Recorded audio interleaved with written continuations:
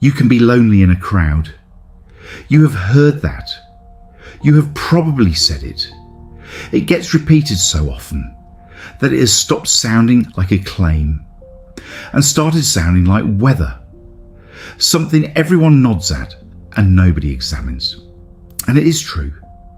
You have been in a room full of people who like you, at a gathering you chose to attend, with conversation happening in every direction, and felt absolutely alone anyway.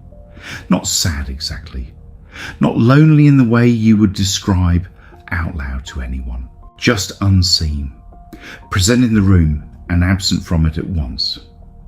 Here is what almost nobody knows about that line. It is not folk wisdom. It has an author, an address, and a second half. The author was a man named Epictetus, born a slave in Rome, freed as an adult, who spent the rest of his life teaching philosophy and never wrote a word of it down. What survives comes from a student named Arrian, who took notes. The address is the Discourses, Book 3, Chapter 13, a chapter given over entirely to this one question, titled with it, what the forlorn state is and what kind of person is in it. And the line itself, whole, runs like this. A man is not forlorn merely because he is alone, any more than a man in the midst of a crowd is necessarily not forlorn. Notice that the version you already know is only the tail end of that, the crowd part, the comforting, quotable part. What gets dropped is the first clause and the entire argument underneath it, including a definition of loneliness that has almost nothing to do with what the modern phrase implies, and a solution that most people today would flatly reject. Over the next half hour, we are going to open the whole thing. What Epictetus actually meant by the word being translated as forlorn, which is not what you would guess. Why he thought the presence of other people was irrelevant to it. What Aristotle said about why some relationships stay permanently shallow without anyone failing at anything. What Seneca admitted about crowds in a letter written on a night. He came home disturbed. And the hardest objection to all of it, which we are going to take seriously rather than skip. Before getting into what this feeling is, it's worth naming what people assume about it, because those assumptions are the reason it stays unspoken. Admit to feeling alone in a crowded room, and the responses fall into a small number of predictable categories. You're overthinking it. You just need to talk to people more. Maybe you come across as distant. And that's why people don't reach you. There's a quieter clinical version too, that you must be depressed or socially anxious or broken in some way that needs fixing before the feeling will lift. None of those are automatically wrong. Sometimes people genuinely do need to change how they connect. But notice what every one of them shares. They treat the feeling as evidence that something is wrong with you specifically, rather than as a description of something ordinary. And there's a simple question that puts pressure on that assumption. If this only happened to broken, antisocial, or depressed people, why does nearly everyone recognize it the instant it's described?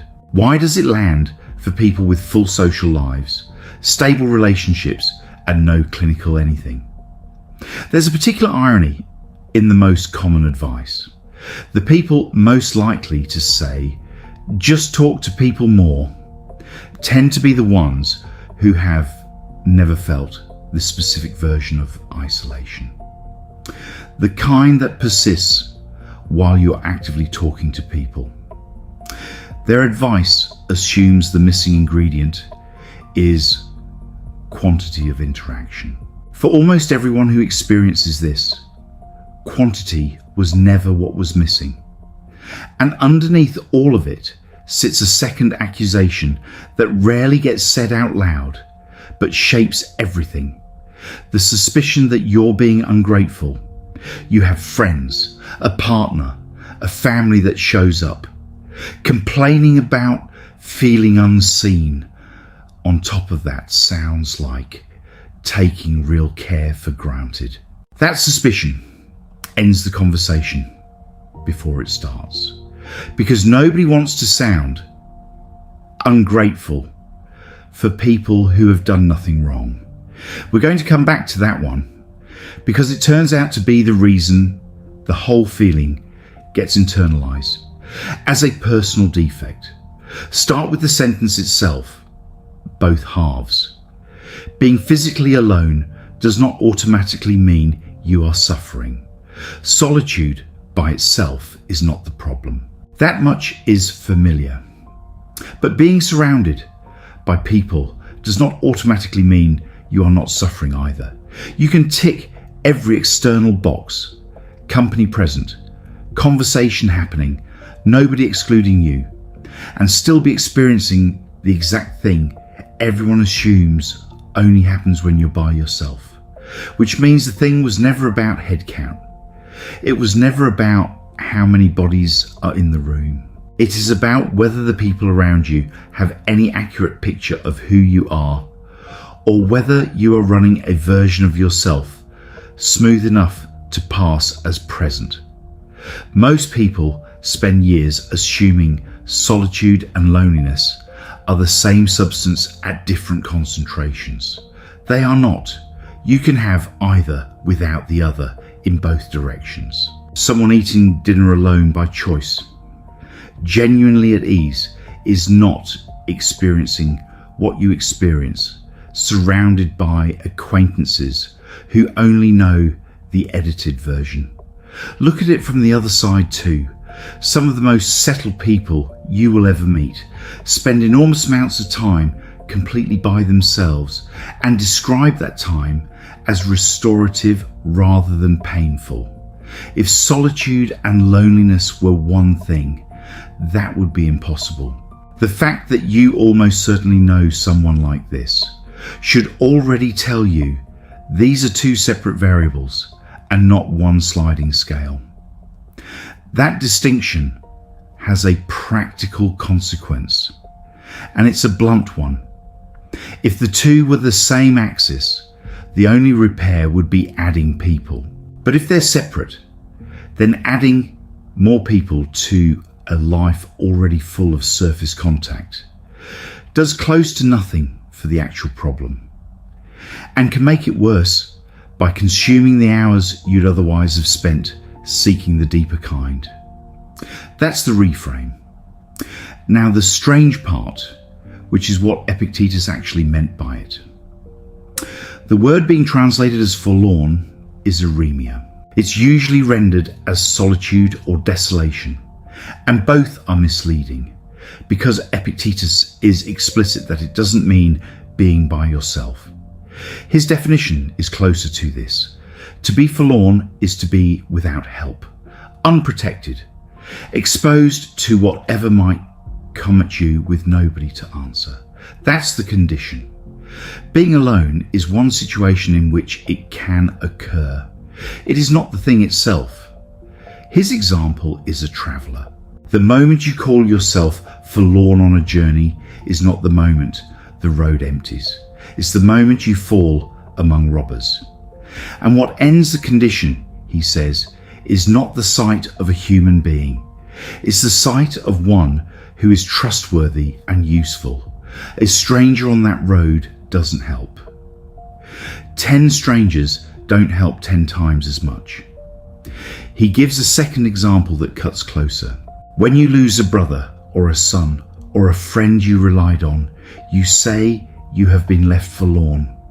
And you say it, he points out, while living in Rome with enormous crowds meeting you in the street and a household full of people.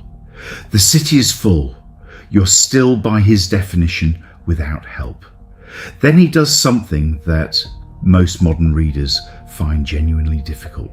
he points out that a person surrounded by people can be in exactly that condition, unhelped, unanswered, exposed. And the presence of the crowd changes nothing about it. Company is not protection.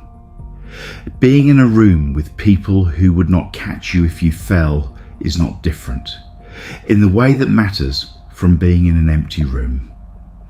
And then comes a part where he loses most of a modern audience.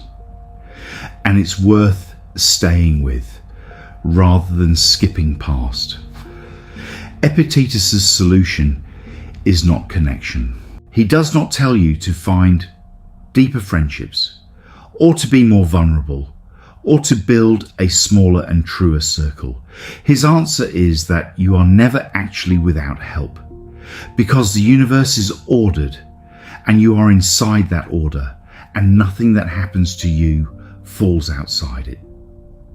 Learn to see that, he says, and the exposure you're afraid of turns out to have been imaginary the whole time. He pushes it further still. He points to the idea, standard in Stoic cosmology, that at the end of a world cycle, everything is consumed and the divine is left entirely alone, and is perfectly content, keeping company with itself, occupied with its own thoughts. That, for Epictetus, is the model. Self-sufficiency, so complete that solitude isn't even a deprivation. Now, you're probably not persuaded by that, and you don't have to be. Most people today aren't, because most people don't share the cosmology it rests on. If you don't believe the universe is a rationally ordered whole, with you safely inside it, the reassurance doesn't do the work he needs it to do. But notice that his diagnosis and his prescription are separable, and the diagnosis survives without the metaphysics. The claim that the feeling is about lack of response rather than lack of presence, that stands entirely on its own. You can accept that being unreached is the real condition, and being alone is only one route to it, and still think his answer of cosmic self-sufficiency asks more of a person than most of us have, which leaves the question he considered answered wide open. If the problem is being unanswered, and you don't have his solution available, what actually closes the gap? Consider the difference between being present and being known. Being present requires a body in a room. Being known requires something much harder. Another person holding accurate information about who you actually are, rather than the summarized, socially convenient version you hand out by default. Most interaction runs on the summary. Quick updates, surface check-ins, the expected script of how are you, good you. That script works fine for keeping relationships functional. It does close to nothing for the specific hunger underneath this feeling, which explains something people notice but rarely say. You can feel lonelier at a large gathering full of acquaintances than during a quiet evening with one person who knows your actual history, your actual fears, the real shape of what you're carrying this week. It isn't about introversion or extroversion either. Naturally, gregarious people report this constantly, precisely because their sociability generates huge volumes of surface contact and comparatively little of the other kind. The hunger isn't for company, it's for accuracy.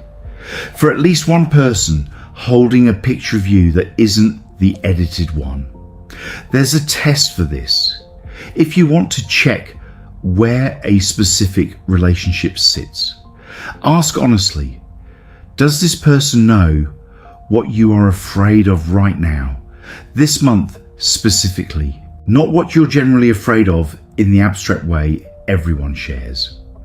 The particular, current, slightly embarrassing one. Most relationships Don't clear that bar, including good ones. Including ones you describe as close. And the test works in reverse, which is the part people skip. Do you know what the people around you are currently afraid of specifically? If not, that isn't a failure on your side either. It might just mean the relationship has only ever needed the summary to function. Because here's what has to be said before this turns into a rule. Depth is not automatically better. Some relationships are genuinely fine staying light, and forcing them deeper would make them worse. The problem isn't that any individual relationship runs on the summary. The problem is when every single one does, leaving nowhere for the deeper thing to happen at all. That raises a question the Greeks had already worked out in more detail than we usually do. Why some relationships stay shallow permanently, without anyone failing at anything.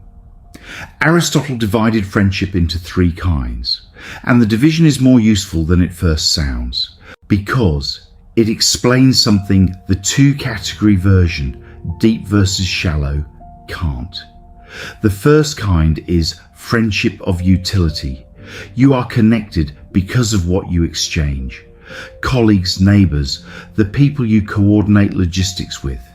Neither of you is faking anything. The relationship is real. It is simply organised around usefulness. And when the usefulness ends, it generally ends with it. The second is friendship of pleasure. You are connected because of how the time feels. The person you play football with, the friend who is very funny, the group you drink with. Again, not fake, genuinely enjoyable, organised around the enjoyment, and it tends to dissolve when the shared activity does. The third kind is different in structure, not just in degree.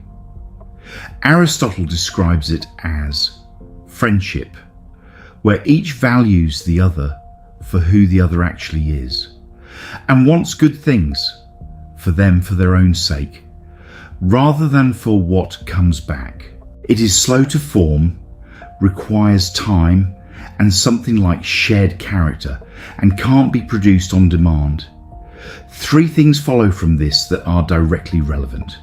First, the first 2 kinds are not counterfeit versions of the third. They are their own things with their own value. A friendship of pleasure that never becomes anything more has not failed. It did what it was. Second, and this is the part the modern deep versus shallow framing misses. You can have a large number of the first 2 and none of the third, and from the outside your life looks full. It will look full to you too, most of the time. The shortage only becomes visible in the specific moments when you needed the third kind and reached for what you had. Third, Aristotle is blunt that the third kind is necessarily rare because it takes time nobody has in unlimited supply. You cannot maintain many of them. That's not a personal limitation, it's structural. Put that next to Epictetus and the picture sharpens considerably. If being forlorn means being unanswered, and only the third kind of friendship reliably answers, then a life packed with the first 2 kinds can leave you in precisely the condition Epictetus described, surrounded and unhelped, without a single person in that crowd doing anything wrong. Sometime in the 1st century, a Roman named Seneca went to the games. He went at midday, between the main events, expecting the light stuff, the filler, something amusing to pass an hour. What was running at midday was executions. Condemned men sent out with weapons and no armour, one after another, each winner held back to face the next, the whole thing continuing until the crowd had had enough. And the crowd, he noticed, wanted more. He went home and wrote to his friend Lucilius that night. And what he wrote about was not primarily the cruelty in the arena. It was what the afternoon had done to him. "I never come back home with the same character I went out with," he wrote. Something that had been settled in him was unsettled. Some of the composure he had worked to build was gone. Being in that crowd, absorbing what the crowd wanted, had changed him in the direction of the crowd. Greedier, harsher, less human, and he had felt it happening. That's a strange thing for a Stoic philosopher to admit in writing. The whole public position is that external events don't reach the inner life. And here he is, confessing that a few hours in a crowd got in. Two things in that are worth pulling out. The first is Seneca's actual claim, which is a moral one and shouldn't be softened. He is saying crowds transmit.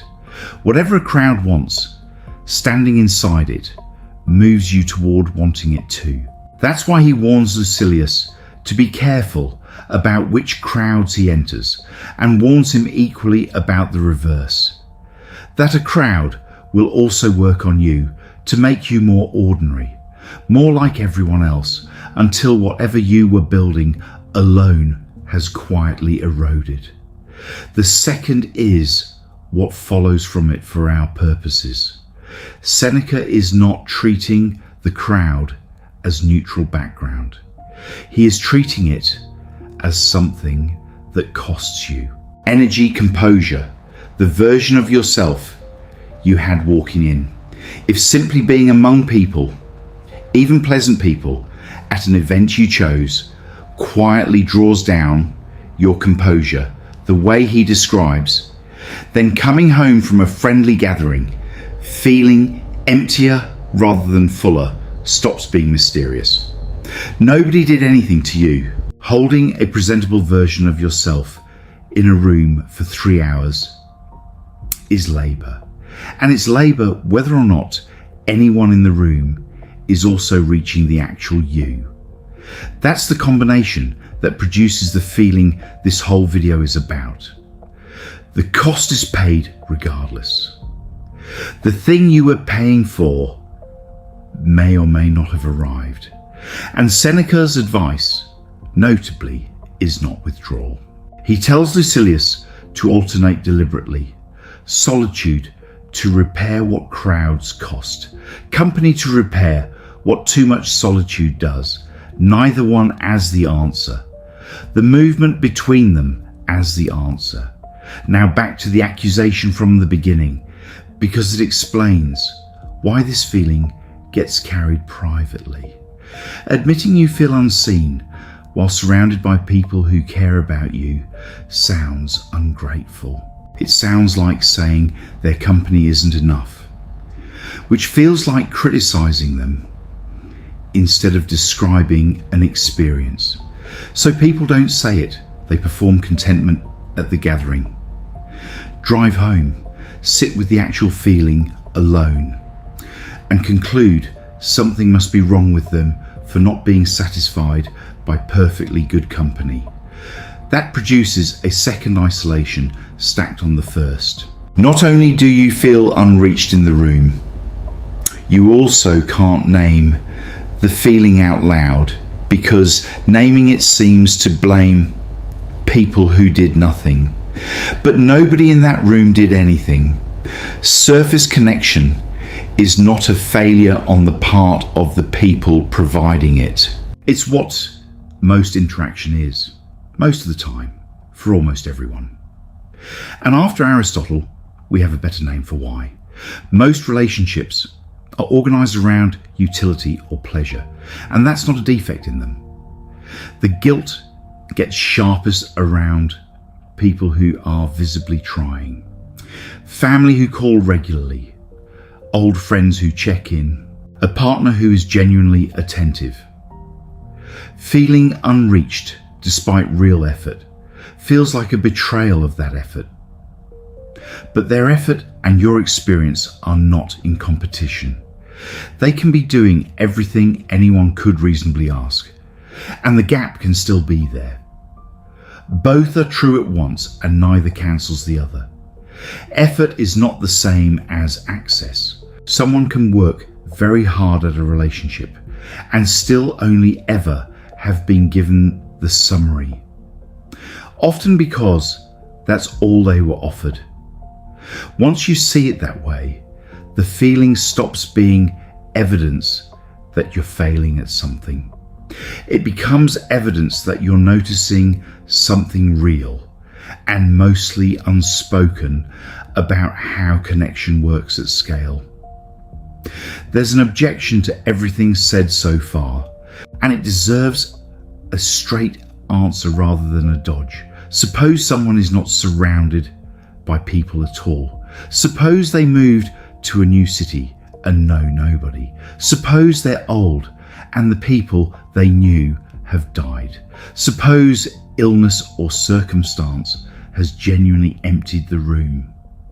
What does the distinction offer them? Telling someone with nobody that loneliness isn't about head count sounds from where they're standing, like a comfortable idea from someone with options. The honest answer is that the distinction describes one case and not every case. It separates two things that get confused. It does not claim that the number of people never matters. It claims that the number is not the whole story, which is a much smaller claim, and the smaller claim is the true one. For someone actually isolated, both variables are unfavourable at once. They lack presence and they lack being known. The framework doesn't dissolve that. Nothing in this video does. What it offers is narrower. It identifies which of the two is the thing to solve for, which matters because the obvious move, get into more rooms with more people, reliably fixes the first variable and can leave the second exactly where it was. People rebuild a social life from nothing, do it successfully, and are surprised to find the feeling still there. This is why there's a second objection worth taking as seriously. Some people can't easily offer the unsummarized version, and not out of preference. If your history includes people who use what you gave them, the summary isn't a habit you drifted into. It's a defense you built for a reason, and it worked. Just be more open is advice that ignores why the closure exists. For that, the only honest thing to say is that the argument here identifies the shape of the problem, and identifying the shape of a problem is not the same as being equipped to solve it. Some versions of this need more than a reframe. If what's in the way is something that happened to you rather than something you're choosing, that's worth working through with someone trained for it. And there's nothing in Epictetus or Aristotle or Seneca that substitutes for that. Here's a question that changes the shape of all of this.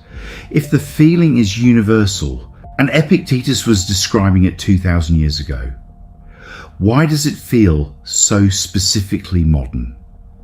Part of the answer may be in the language.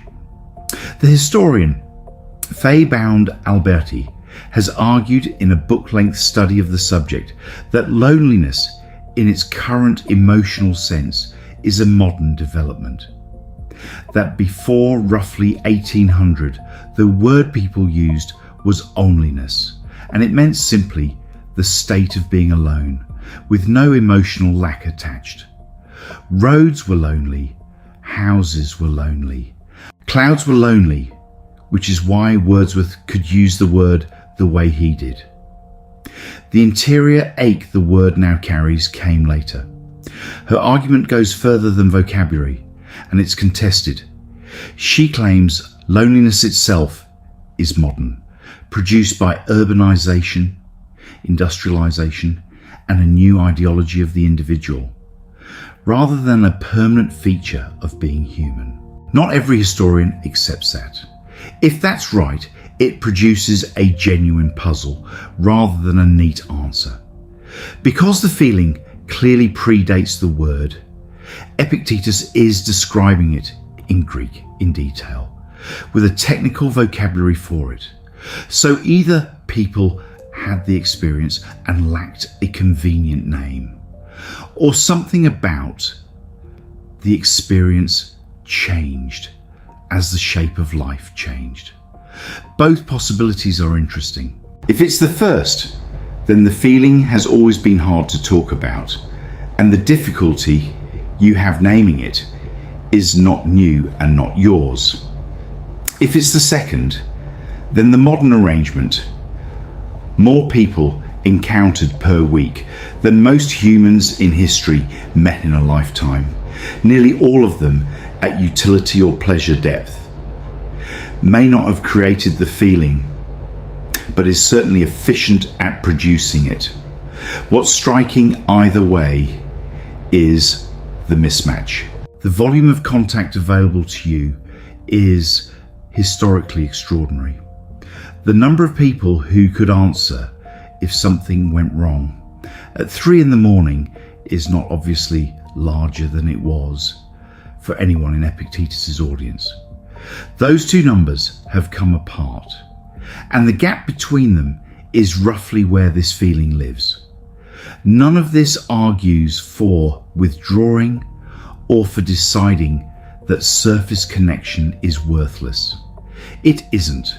Utility and pleasure friendships carry real value, just not this value. What helps isn't more company, it's fewer, deeper points of contact.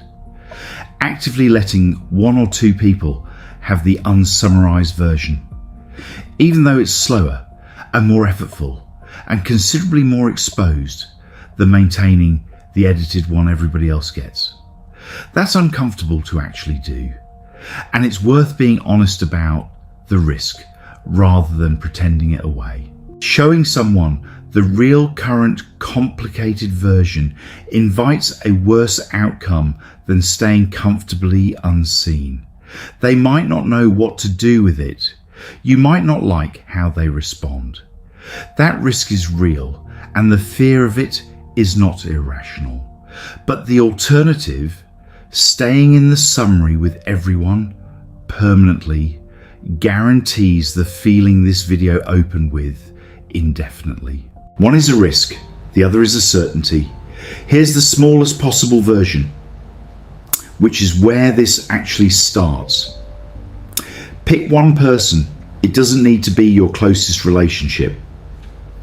Arguably, it shouldn't be the first time. Someone reasonably safe. And the next time they ask how you are, instead of running the automatic script, answer with one sentence that is 1 degree more accurate than usual. Not a confession, not a dramatic disclosure, 1 degree. Then notice what happens. Most people respond to that shift far better than the fear predicts, partly because most of them are running the same script for the same reasons, and are relieved when someone stops first. And take Seneca's structural advice alongside it. Alternate deliberately. After heavy time in crowds, take solitude on purpose rather than collapsing into it. After too much solitude, go into company on purpose. The point isn't choosing one, it's that each repairs what the other costs, and most people drift between them accidentally instead of using them. Last thing, next time you notice the feeling, surrounded, somehow absent from the room, try treating it as information rather than as failure. It's reporting that the people currently around you have the summary. That's not a verdict on you or on them. It's a description of where things stand, and it's considerably more changeable than it feels while you're standing in it. The distinction is old. A man who had been a slave in Rome set it down as plainly as he could, and the version that survived is the half that fits on a poster. Both halves are true.